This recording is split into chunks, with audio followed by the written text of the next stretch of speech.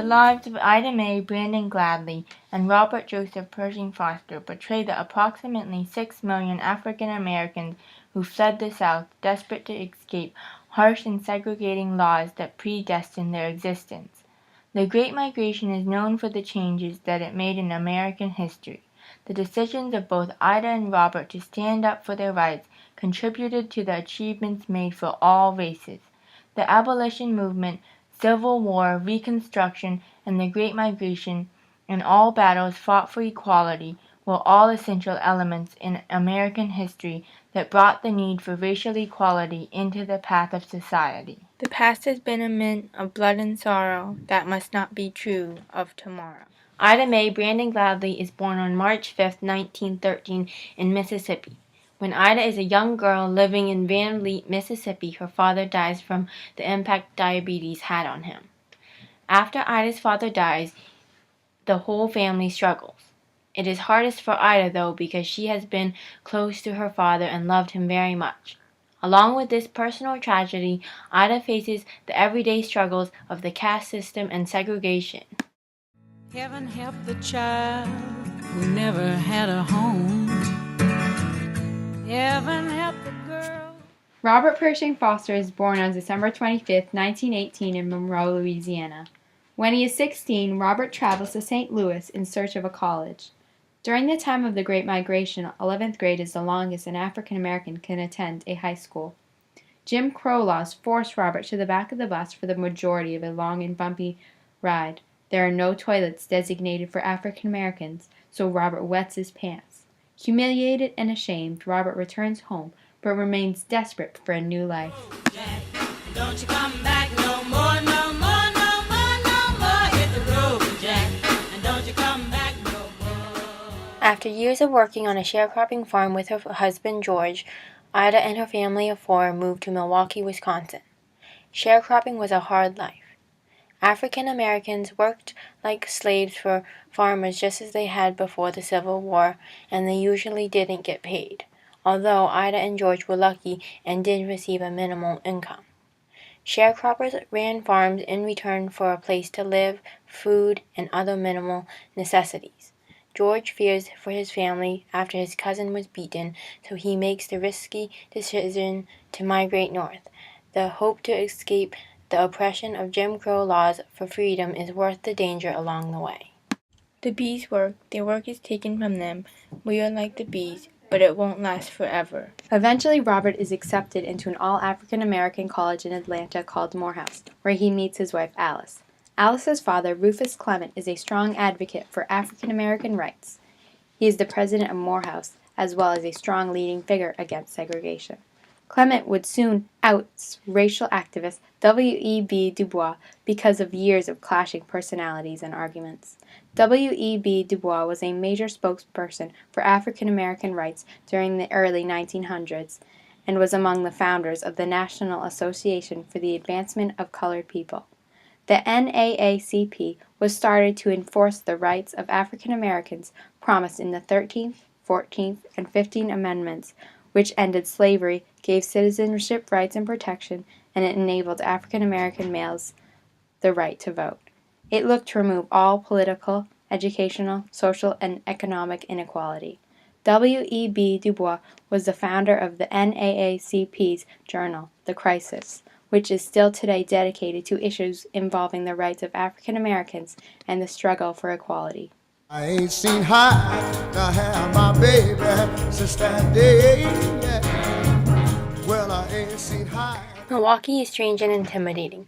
Ida is lucky to have her sister Irene to help settle her family. Milwaukee isn't as they had hoped. Social discrimination is still present and work is rarely found. Grave conditions soon evolve into the Great Depression. The economy crashes, harshly impacting many families as sickness and starvation plague the population. Ida, George, and their 3 children choose to move to Chicago, Illinois in search of employment. In Chicago, work is very difficult to find, and in factories there is still discrimination on a personal level. In some factories, for every African American who starts working there, 5 white workers leave. During this time, Jim Crow laws segregated the whole working class. For honest work you proffer me poor pay, for honest dreams your spit is in my face.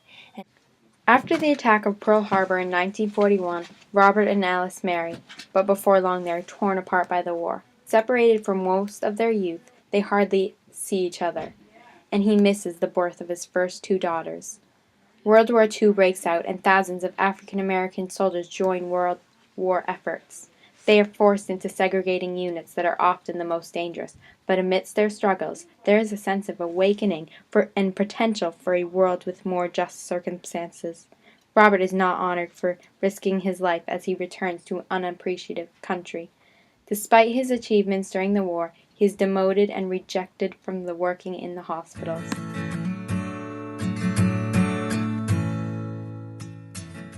Ida has the opportunity to vote for the first time in 1940, as millions of other women will.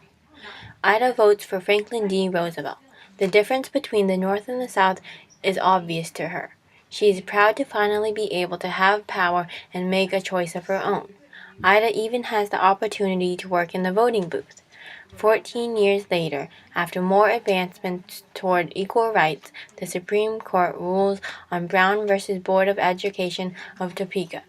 They claim segregated schools are unconstitutional and for school boards to hastily omit segregation. However, the South doesn't take this order seriously. It takes Southern schools nearly a decade to follow through with the request to banish segregation in schools. In April of 1968, Martin Luther King Jr. is assassinated. This is a shock. Ida admired him very much, and only 2 years before, in 1966, Ida and her grandchildren had been at his speech about trying to bring civil rights movement to the North. After his assassination, workers' strikes started occurring, but Ida decides that supporting her family is more important than the need for better conditions. Meanwhile, in 1970, Mississippi is changing. Freedom riders were brave people who stood up for African American rights. This caused much commotion. In addition to the Freedom Riders, other people such as Martin Luther King had a great impact on the change of segregation in schools. Treat me wrong, coming longer than all night long, yeah. Feeling the rejection and discrimination that many African Americans felt during the 1900s, Robert decides to join the Great Migration in flight from the violent South. Through Houston, over the Rio Grande, to Nuevo Laredo, through Texas and Lordsburg, Robert is still trapped in a world of hatred and segregation.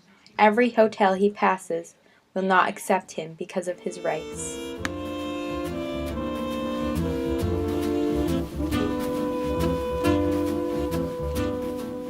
In the 1950s, the issue of housing starts weighing on the North. Chicago is trying to stop incoming migrants because of overpopulation. But people are desperate to get out of the South. Some go as far as nailing themselves in boxes and being shipped north. When Ida is living in Chicago, a neighbor physically lifts up their house and transports it elsewhere. Despite having left behind Jim Crow laws, segregation and harsh opinions still prevail. In February 1975, Ida's husband George dies of his third heart attack. He had refused to ever have any professional medical help. Ida is devastated for not being present at the moment of her husband's death. Ida hardly remembers a time without George. As time passes, her neighborhood slowly becomes populated with only African Americans, and it becomes poorer and full of violence.